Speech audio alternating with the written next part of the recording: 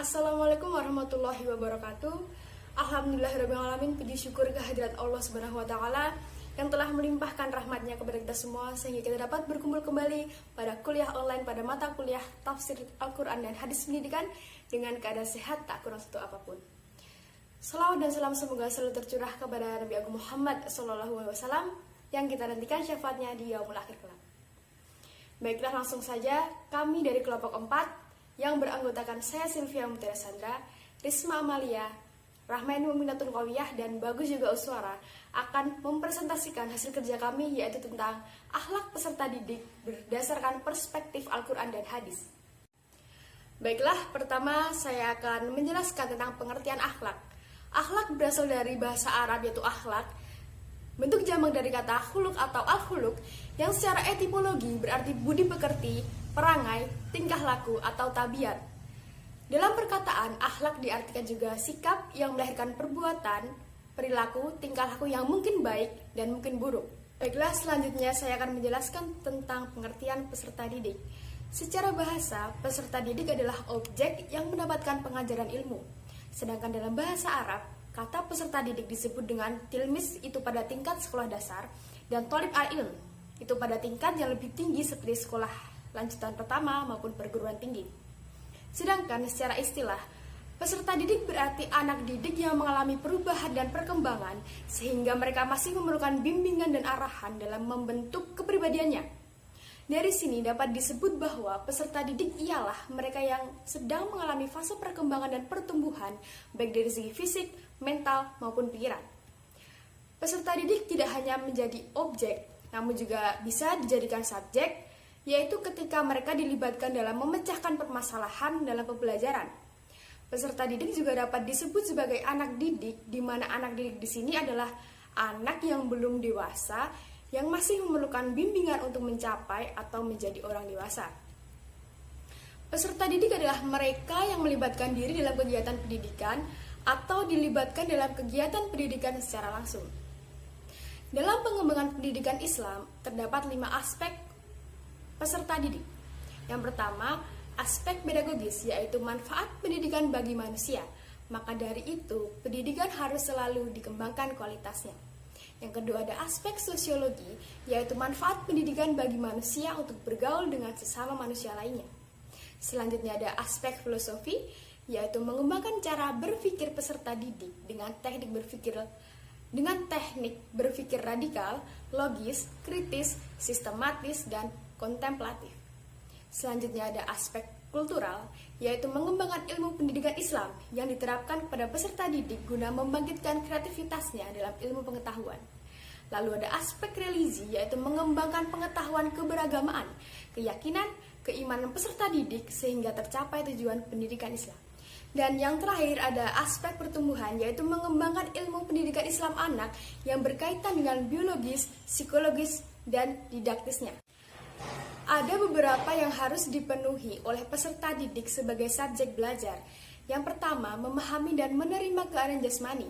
Yang kedua, memperoleh hubungan yang memuaskan dengan teman sebayanya. Yang ketiga, mencapai hubungan yang lebih matang dengan orang dewasa. Lalu ada mencapai kematangan emosional, mencapai kematangan intelektual, membentuk pandangan hidup, mempersiapkan diri untuk mendirikan rumah tangga sendiri.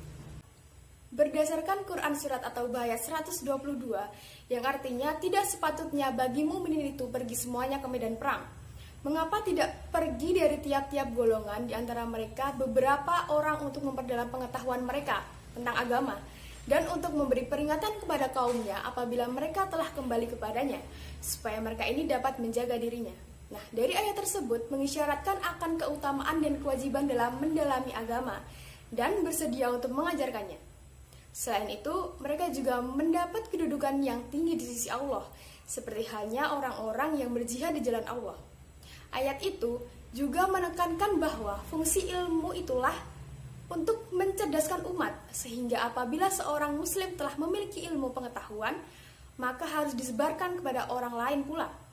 Selain bertanggung jawab untuk menyebarluaskannya, ia juga harus mampu mengamalkan serta menjadi tauladan umatnya. Iya, di sini saya akan menjelaskan tentang akhlak peserta didik dalam perspektif Al-Quran. Macam-macam etika peserta didik. Etika peserta didik terhadap dirinya, yaitu senantiasa menyadari tugas dan kewajibannya, membersihkan hati, memperbaiki niat atau motivasi, memiliki cita-cita dan usaha yang kuat untuk sukses. Kemudian zuhud, tidak materialistis dan penuh kesederhanaan. Kemudian selanjutnya yaitu etika peserta didik terhadap gurunya. Yang pertama yaitu harus bersih hatinya dari kotoran dan dosa agar dapat dengan mudah dan benar dalam menangkap pelajaran, menghafal dan mengamalkannya. Kemudian bersikap rendah hati pada ilmu dan guru. Tidak memasuki ruangan guru kecuali setelah mendapat izinnya. Kemudian patuh dan tunduk secara utuh. Kemudian memuliakan dan menghormatinya. Senantiasa melayani kebutuhan gurunya. Dan yang terakhir yaitu senantiasa menerima segala hinaan dan hukuman darinya. Kemudian etika peserta didik terhadap pelajarannya. Yang pertama yaitu dituntut untuk menghormati pelajaran agar mendapatkan ilmu yang bermanfaat, berpegang teguh secara utuh pada pendapat pendidik, senantiasa mempelajarinya tanpa henti, mempraktikkan apa yang dipelajari, dan yang terakhir yaitu bertahap dalam menempuh suatu ilmu. Bismillahirrahmanirrahim. Jadi di sini saya akan melanjutkan pemaparan materi mengenai etika peserta didik dalam perspektif Al-Qur'an. Sebagaimana disebutkan sebelumnya bahwa etika peserta didik dibagi menjadi 3 macam. Yang pertama adalah etika peserta didik terhadap dirinya sendiri, kemudian terhadap guru, dan yang terakhir adalah terhadap materi pembelajaran. Di dalam Al-Quran, etika peserta didik terhadap dirinya sendiri telah disebutkan dalam Quran surat Luqman ayat 18 yang berbunyi, A'udzubillahi minasyaitonirrajim, Bismillahirrahmanirrahim, wala tusair haddaka linnasi wala tamshi fil ardi maraha, innallaha la yuhibbu kulla muhtalin fakhur. Yang memiliki arti, dan janganlah kamu memalingkan mukamu dari manusia karena sombong, dan janganlah kamu berjalan di muka bumi dengan angkuh. Sesungguhnya Allah tidak menyukai orang-orang yang sombong lagi membanggakan diri. Nah, kata wala tusair haddaka linnas itu merupakan bentuk nasihat yang diberikan Luqman kepada anaknya supaya jangan memalingkan muka dari manusia siapapun dikarenakan adanya dorongan dari dalam diri untuk berlaku sombong. Nah, karena biasanya penghinaan itu tercermin pada keengganan melihat siapa yang dihina. Kemudian, kata wala tamshi fil ardi maraha itu memiliki arti janganlah berjalan di muka bumi dengan angkuh, tetapi berjalanlah dengan lemah lembut dan penuh wibawa.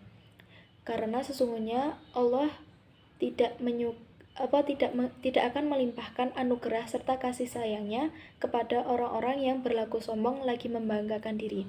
Nah, dari sini dapat diambil kesimpulan bahwa seorang peserta didik itu sudah seharusnya tidak berlaku sombong, tapi berlaku lemah lembut kepada siapapun. Nah, jadi peserta didik itu jangan sampai merasa memiliki dirinya itu merasa yang paling pintar dibandingkan dengan orang lain. Yang selanjutnya disebutkan dalam Quran surat Az-Zariyat ayat 56 yang berbunyi, A'udzubillahi minasyaitonirrajim, Bismillahirrahmanirrahim, wa ma khalaqtul jinna wal insan illa liya'budun, yang artinya, dan tidaklah aku menciptakan jin dan manusia melainkan hanya untuk mengabdi kepadaku. Nah, jadi di sini Allah menciptakan jin dan manusia itu semata-mata hanya untuk beribadah serta mengabdi kepada Allah semata. Nah, berdasarkan fungsi atau tujuan dari penciptaan manusia itu sendiri, begitu pula dalam hal belajar, maka seorang peserta didik sudah seharusnya meniatkan pembelajaran itu diniatkan untuk bertakarub atau mendekatkan diri kepada Allah, sehingga peserta didik itu terlebih dahulu harus menyucikan dirinya dari akhlak-akhlak yang tercela dan menanamkan pada dirinya dengan akhlak-akhlak yang terpuji. Kemudian yang terakhir adalah etika peserta didik terhadap materi pembelajaran. Di dalam Al-Quran telah disebutkan dalam Quran Surat Al-Insyiqaq ayat 19 yang berbunyi latar kabun natobakon antobak, yang artinya sesungguhnya kamu melalui tingkat demi tingkat dalam kehidupan. Nah, ayat ini apabila dikaitkan dengan kegiatan pembelajaran, maka peserta didik dalam belajar itu harus melalui tingkatan demi tingkatan. Seperti peserta didik itu harus belajar dari materi yang mudah dulu, baru ke materi yang lebih sulit. Kemudian dari jenjang pendidikan terendah seperti TK, kemudian SD, SMP, SMA hingga perguruan tinggi. Adanya perjenjangan ini berfungsi untuk supaya kita sebagai peserta didik itu mudah dalam memahami setiap materi pembelajaran yang ada. Yang selanjutnya adalah etika peserta didik terhadap gurunya. Di dalam Al-Quran itu telah disebutkan dalam Quran Surat Al-Kahfi ayat 66 yang berbunyi Bismillahirrahmanirrahim. Qala lahu Musa hal attabi'uka ala an tu'allimani mimma 'allamta rusyda, yang artinya Musa berkata kepada Khidir, bolehkah aku mengikutimu supaya kamu mengajarkan kepadaku ilmu yang benar di antara ilmu-ilmu yang telah diajarkan kepadamu? Nah, dalam ayat tersebut, kata at-tabi'uka itu berasal dari kata atba'uka. Kemudian penambahan kata tak dalam kata atba'uka yang menjadi at-tabi'uka itu mengartikan bahwa mengandung makna kesungguhan dalam upaya mengikuti itu. Jadi, dalam pembelajaran, seorang peserta didik itu harus bertekad dan bersungguh-sungguh dalam mencari ilmu dan mencurahkan perhatian serta tenaganya terhadap apa yang akan dipelajarinya.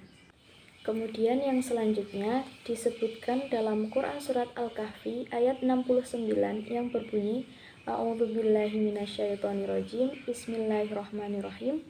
Qala satajiduni insyaallahu shabiron wala a'silaka amron, yang artinya Musa berkata, insyaallah kamu akan mendapati aku sebagai orang yang sabar dan aku tidak akan menentangmu dalam suatu apapun. Nah, dari sini dipahami bahwa Nabi Musa ketika ingin belajar kepada orang yang soleh tersebut, yaitu Nabi Khidir, dia mengatakan bahwa dia akan sabar dan mampu menghadapi ujian serta tidak akan menentang sesuatu apapun yang diperintahkan kepada Nabi Musa. Nah, dari sini seorang peserta didik itu harus sabar dan tabah serta bersungguh-sungguh dalam mencari ilmu serta mentaati segala perintah yang diperintahkan oleh guru. Kemudian ayat yang selanjutnya ialah Quran Surat Al-Kahfi ayat 70 yang berbunyi Qala fa inittabi'ani fala tas'alni an syai'in hatta ahdatsalaka minhu dzikron, yang artinya dia berkata, jika kamu mengikutiku, maka janganlah kamu menanyakan kepadaku tentang sesuatu apapun sampai aku sendiri menerangkannya kepadamu. Nah, dari tafsiran ayat di atas dipahami bahwa Nabi Khidir memberikan syarat kepada Nabi Musa bahwa Nabi Musa itu harus sabar dan menahan diri serta tidak tergesa-gesa saat bertanya atau berkomentar jika ia menyaksikan sesuatu yang belum dimengerti.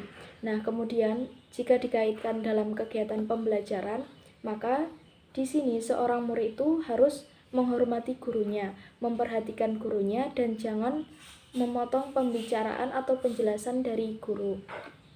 Dan jangan pula bertanya kepada guru sampai guru itu mempersilahkan si murid untuk bertanya. Yang selanjutnya, etika peserta didik terhadap materi pembelajaran juga telah disebutkan dalam Quran Surat Al-Insyiqaq ayat 7 yang berbunyi Bismillahirrahmanirrahim, fa'idha farohta fansob, yang artinya, maka apabila kamu telah selesai dari suatu urusan, maka kerjakanlah dengan sungguh-sungguh urusan yang lain.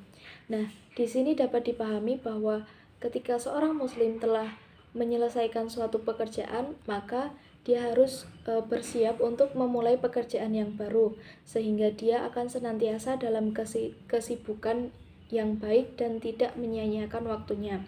Begitu pula dalam belajar, ketika seorang pelajar itu menuntut ilmu dan telah menuntaskan satu ilmu, maka dia harus beralih kepada ilmu yang lain sehingga peserta didik itu memiliki pengetahuan yang mendalam.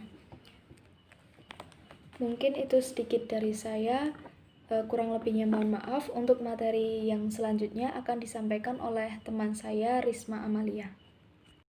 Yang selanjutnya adalah pendidikan akhlak peserta didik dalam perspektif hadis.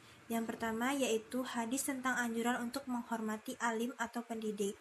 Dalam hadis riwayat Bukhari yang artinya, sesungguhnya Aisyah radhiyallahu anhu telah meriwayatkan dari Nabi SAW bersabda, barang siapa yang menghormati orang alim atau pendidik, maka sesungguhnya ia telah menghormati Tuhannya. Dalam hadis ini Nabi Muhammad SAW menganjurkan kepada umatnya untuk selalu menghormati orang alim atau ahli ilmu, karena dengan hal demikian menunjukkan ketaatan dan juga penghormatan kepada Allah Subhanahu wa taala. Yang kedua yaitu hadis tentang anjuran untuk mempermudah segala hal.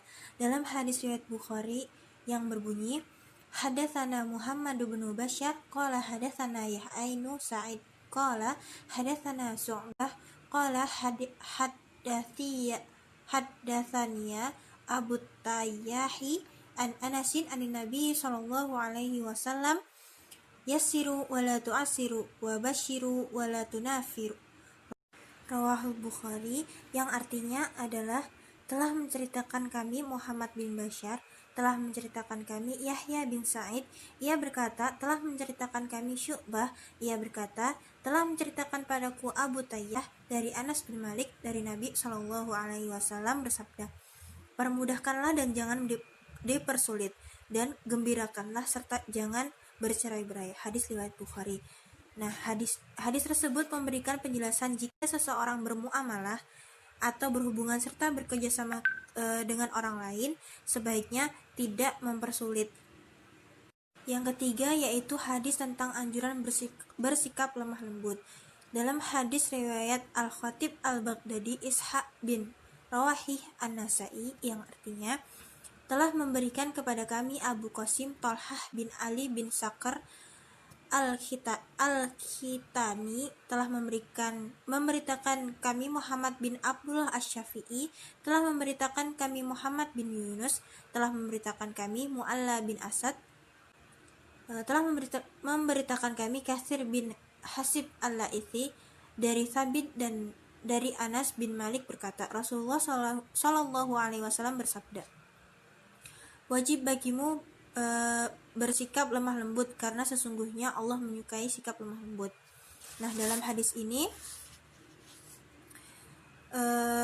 mengonfirmasikan bahwa Allah Subhanahu wa taala sangat menyukai orang yang lemah lembut. Dan hadis yang terakhir yaitu hadis tentang pendidikan akhlak kesopanan. Dari hadis riwayat Tabrani yang artinya, dari Abu Hurairah berkata, pelajarilah olehmu ilmu pengetahuan dan pelajarilah pengetahuan itu dengan tenang dan sopan.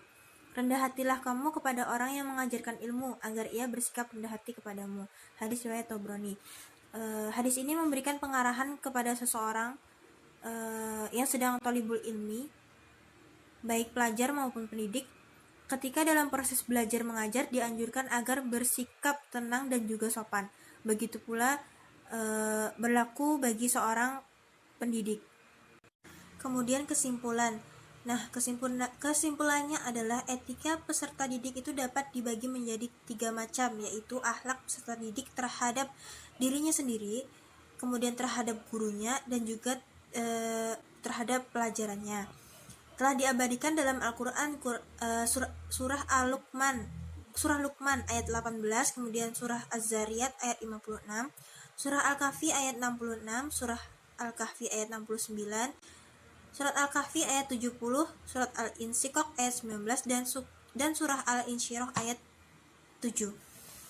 Dan juga telah dicontohkan pula oleh Nabi SAW sebagaimana telah disebutkan dalam beberapa riwayat hadis, seperti hadis tentang anjuran menghormati pendidik, kemudian hadis tentang anjuran mempermudah segala hal, hadis tentang anjuran bersikap lemah lembut, dan juga hadis tentang pendidikan akhlak kesopanan. Demikian presentasi dari kelompok 4, kurang dan lebihnya kami mohon maaf. Akhiran wassalamualaikum warahmatullahi wabarakatuh.